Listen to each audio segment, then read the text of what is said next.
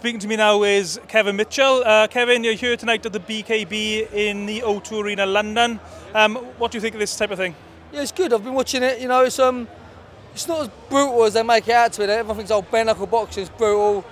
There's no licences involved. They think it's like really crazy. But to be fair, it's actually the boxing's quite decent, and it is what it is. It's bare knuckle boxing. It's quite, to be fair, I was saying to the promoter, it's not as brutal as it thinks. And once it gets out there, it's a bit more tamed down than what it is. And they're really respectful. The guys in the ring are shaking his hands on every break, slapping hands. To be fair, it's good to see.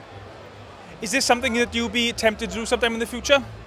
Maybe if the money was right. For me to get out of retirement now, it'd take a few quid, do you know what I mean? So if the money was right, I'd come out, and obviously, yeah, it'll promote the sport, so I don't see why not. You've been retired a couple of years now. How do you reflect on your gloved boxing career? You know what, with the career I had, I did it my way. I was at, as I say, yeah, it's funny, but I was at partied with it. I was always at partying. I was in the pub scene, the club scene. And to be fair now, it's the wrong way to live, but that's why we sold tickets, that's why we socialised with the fans and things. And I lived it that way, but to be fair, I had a good career of it. Can't say I look back and think, oh, I wish I'd done things different, because I did it the way I did it, and that's the way I lived life, and I chose it that way. So do you think if you would have been maybe a little bit dedicated, if that's the right word, things could have turned out slightly different for you?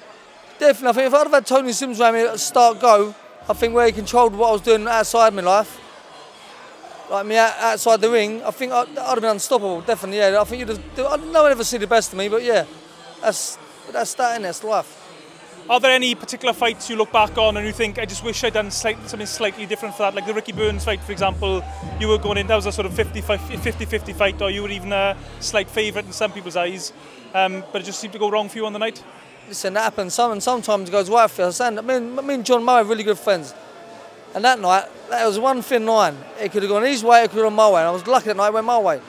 He walked onto a shot he shouldn't have walked onto, and he got rid of him. But same as Ricky, like, them nights are a very thin line. But looking back to how I used to train, to now knowing Ricky, and I'm really good friends with Ricky now, and watching how he trains, I was crazy to ever think I'd be able to live with him in that ring. He's an absolute beast. Like, I trained with him years after that fight for a long time, and I realised, and he got me up to good shapes. We've been around him and knowing how he works. He's good for the young kids going up, Ricky. But yeah, you can say things, you wish you'd done things differently, but that's the course of life, and we all live life. You've got one chance, and that's what it is. And of course, you had an excellent win as well over Bradis Prescott. Maybe your best performance, do you think?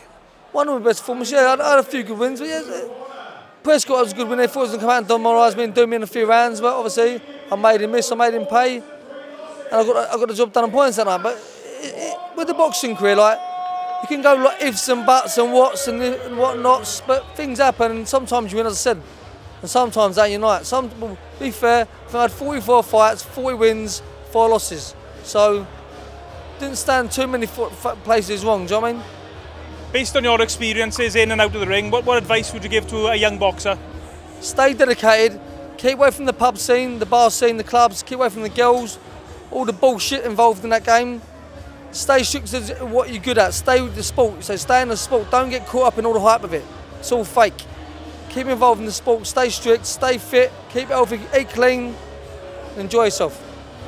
And I believe you've got a book coming out soon, or in the process of being written. I'm going to be a little bit cheeky now. Can you give us any exclusive stories or any stories that are going to be included in the book that perhaps fans don't know about? Yeah, there'll be a few man. Well, obviously knows everyone think they sort of know me background and where I'm from, the East End, around the East End and that and Dagenham areas. So it's just a typical story from a kid from a cancer state, growing up, a lot of bad stuff happening, just a lot of good things happening, helping out with charities and things, and a lot of madness still going on with it. And obviously my boxing career that went with it, and my lifestyle on that. So trust me, it's a good read. Cheers, Kevin, and enjoy the rest of the night, mate. Thank you very much.